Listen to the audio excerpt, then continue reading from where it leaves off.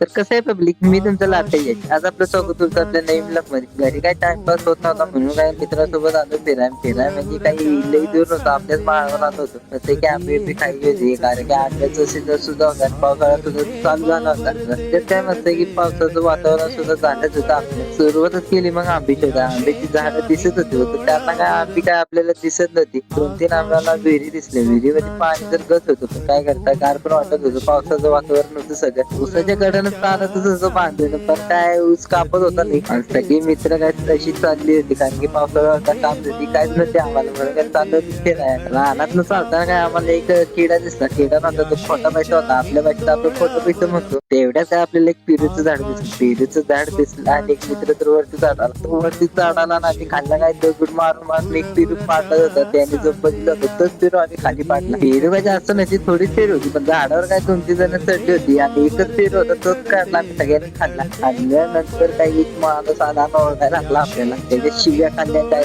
गेलो पळून गेल्यानंतर जरा उशिरानं आलो खाली. खाली आल्यानंतर एक तिथे एक विहीर होती. आपल्या गावात त्या विहिरी तर खूपच असतात आणि काही चिकून पण होतं, म्हणून आपला हातात घेतलं आणि काय आमचा विचार चालला होता कुठं जायचं. एक जण म्हणत होता अलीकडे जाऊ, एक म्हणत होता वरती जाऊ, एक जण म्हणत होता परत घरी जाऊ. पावसाचं वातावरण सुद्धा झाले आता. शेवटी आम्ही ठरवलं की अजून एक आंब्याचं झाड दिसले तिकडे जायचं, त्याची सुद्धा आंबी काढून घ्यायची. आंबी आहे का नाही ती बघायची होती आपल्याला अगोदर. असे की झूम केला बघितलं दूर आंबी आहे का नाही. त्या झाडापाशी पोहोचलो. झाडापाशी पोहोचल्यानंतर आंबी शोधायला सुरुवातच केली. लगेच खाली गेलो. खाली गेल्यानंतर तिथं आंबी होती सगळी, झाडाला सुद्धा आंबी लागली होती. दगड शोधत होतो, दगड गावातच नव्हती लवकर. नंतर काय दगड इकडे शोधले. दगड शोधल्यानंतर आंबी पाडायला सुरुवातच केली. एक जण काय आंबी खायला सुरुवातच केली होती त्यानं, कारण की त्यानं चावलं होतं. झाडाला बघायला गेले तरी एकच आंबा, पाडायला 7 जण होती. शेवटी तो आंबा पाडला आणि एकानेच घेतला, कारण की एकच आंबा होता. 6 जणांमध्ये वाटल्यावर कोणाला भेटणार नव्हतं. दगड गावाला म्हणून काय हातात जी येते त्याच्याने आंबी पाडली. आंबी